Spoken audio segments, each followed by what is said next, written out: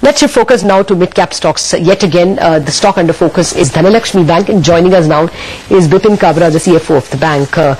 Bipin, how's growth in Dhanalakshmi Bank? We have seen quite a few private sector banks posting a growth well above that 16-17% that the government had, the RBI had anticipated for the industry itself. How was growth in FY10 for Dhanalakshmi Bank within the limits that you can reveal?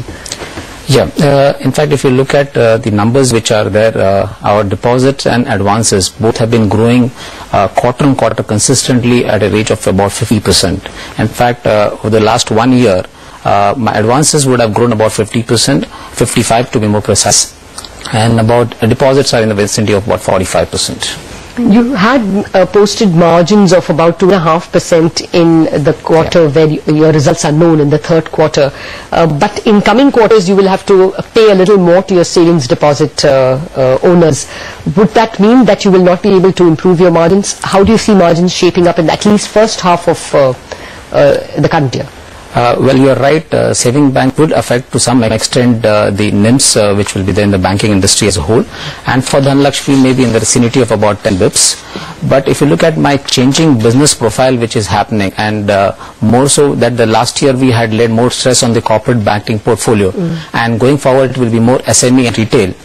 My margins are likely to be the 2.5 which I declared is going to be the bare minimum, and we'll see only the upper trend from here. You were seeing a lot of pressure as far as your gross NPAs were concerned. At one point in time, you were sitting at almost 3% as far as gross NPAs, but you've brought that down to almost 1.76% in the last quarter. How much do you plan to maintain it at? Do you think you can bring it down further? Yeah, in fact, whatever the growth we have done over the last 15 months, we haven't seen a single NPA coming from that sector. And the 3% and 5% which we were there, that was about 4 years back. In fact, we had a very high level of NPA in those days. But over the last 15 months, the NPAs have come under control, and I don't see any reason why this NPA should go beyond 1.7. I thought you said there was a quarter-on-quarter growth in deposits and loans by about, what, 50%? In that case, you would be needing capital. What kind of a loan book, total aggregate loan book, do you see in FY11, and how much more Tier 1 capital may you have to raise?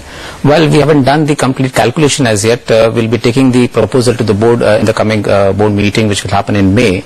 But my sense is we are expecting to grow again consistently over the next this year, close to about 4 times the industry growth. Okay. So in that regard, we will require some capital, which will be Tier 1 and Tier 2 both. You have some plans to enter into the retail business as well. Can you tell us how much as a percentage of your loan book would this contribute in the next fiscal?